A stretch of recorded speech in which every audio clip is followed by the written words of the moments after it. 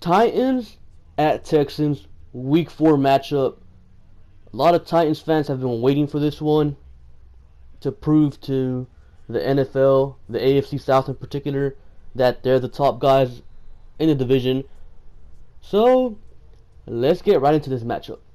First off, let's start off with their offensive line and running game versus our front seven.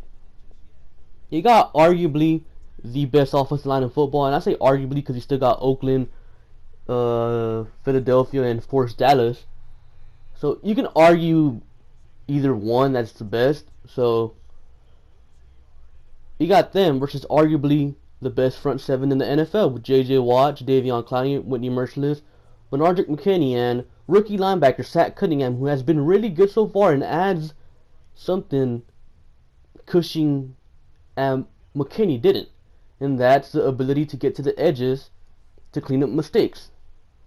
So that matchup, I say, is going to be an up and down battle. I don't think they're going to win it. I don't think we're going to win it either. It's just going to be a dogfight out there in the trenches. It's constant battling. You'll see Taylor Lewan make a play here and there. You'll see Clowney demolish someone here and there. You know, it's just going to be a nasty, hard-fought battle in the trenches. And the running game, I don't think we're going to be able to shut it down because it's going to be really hard to. But I think we can limit it enough to where it doesn't kill us how it did Seattle last week. And we do have a little advantage because we're not out in the sun, even though our team is actually used to it, unlike Seattle. And we're at home, so that's always an advantage every single time. Then we got our corners, our secondary, let's say, versus their receivers. And their receivers don't scare me at all. They really don't. I don't see a receiver that can beat us consistently for long games, kind of like how New England did last week against us. Their receivers are just pretty much possession receivers as of right now. Of course, you got Corey Davis, who I'm not sure if he's playing or not. He was held out last week with a hamstring. And even then, he's a rookie. I don't think he's that scary. The one person that I am the most scared of in their passing game is Delaney Walker. But I don't think Walker is a Gronkowski, Travis Kelce type of tight end that can just completely ruin your game plan. I don't think he's that type of tight end. I think our linebackers and safeties can hold him in check.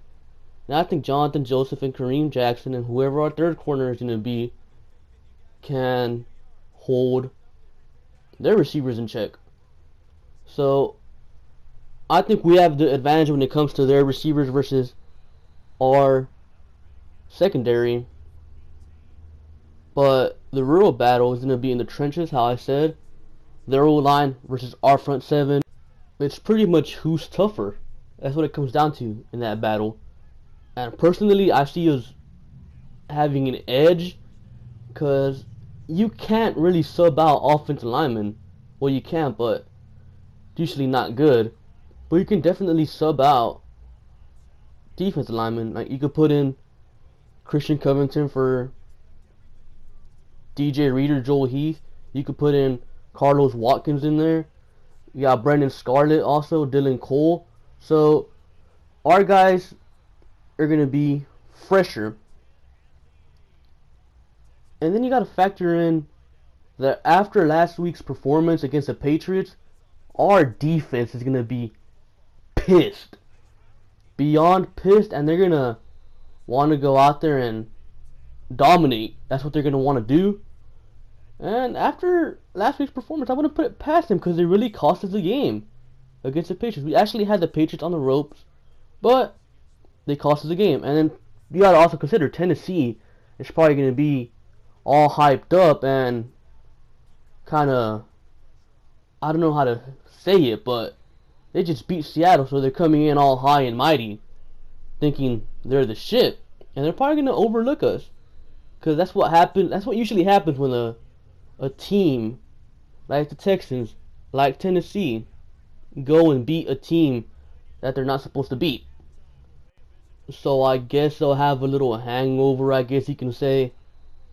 And now let's move on to our offense versus their defense. Our offensive line, as you guys know, is not good, but they held up last week against New England, whose front seven is pretty questionable. And Tennessee's, besides Jarrell Casey, they don't have a star player in that front seven. They have an average middle linebackers, and they have two decent edge rushers in Arakpo and Morgan. Do I think they can beat our offensive line? Absolutely. Our offensive line is trash, but I don't see them consistently dominating our offensive line either, so that's good. Nick Martin and Greg Manx are only competent offensive linemen right now.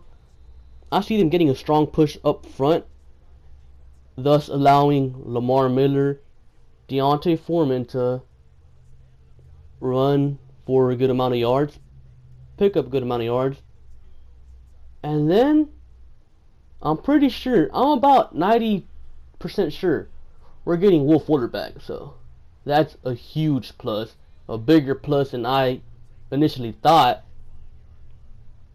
And then you got their corners versus our receivers, which I absolutely think they stand no chance in stopping our wide receivers, honestly. Hopkins is going to be too much for Logan Ryan. He doesn't have Devin McCourty helping him cover DeAndre Hopkins anymore like he did in New England. And Hopkins is going to be too physical for Adoree Jackson. And if Fuller comes back, Fuller has already burned Jackson before, multiple times in college. And Logan Ryan's just not fast enough to cover Fuller. He's going to get burned. So I do think our receivers have a huge advantage over their corners. And honestly, in the past, it wouldn't have mattered. But after I saw what Deshaun Watson did to a really good secondary up in Foxborough against New England, this changes everything.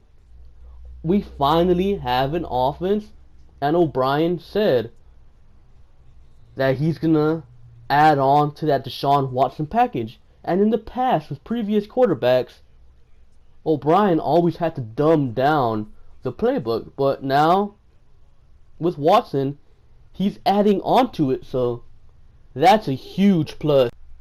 So the tight end game, I think Griffin can have a pretty decent game against the Titans. He had a pretty good game against New England, and you got to keep in mind, Mike Mularkey is not Bill Belichick. Mularkey is nothing compared to Belichick. Belichick is just, there's average head coaches like Mularkey, and there's the good head coaches like, the Andy Reids, those type of coaches. And then there's fucking Belichick at the top. The fact that Watson wasn't fazed by the Patriots, the fact that he was able to deliver against the Patriots is really promising. It really is. And Watson is looking like a legitimate quarterback. Early in the preseason, he had some issues throwing deep and a little bit of accuracy issues, but he's cleaned them up really well. He sells the play action really well, probably as good as Matt Schaub did, and that just adds a whole different element to the game, the play action, and actually gives our offensive line a little bit more time to block. It gives our receivers a better opportunity to get open, which is something they struggle in. And of course, special teams. Fairbairn is surprisingly a good kicker for us. I didn't think he was going to come out and do this good. So, special teams, our coverage unit is always bad, so let's see where we go from there. So the final score, I'm going to go 31-20. Texans win. I feel like our offense is finally woken up, and after last week's showing in New England by our defense, they're going to be pissed, and they're going to come in and perform better. So that's my prediction. Comment down below your guys' prediction. And make sure to like and subscribe. And I'll catch you guys later. Peace.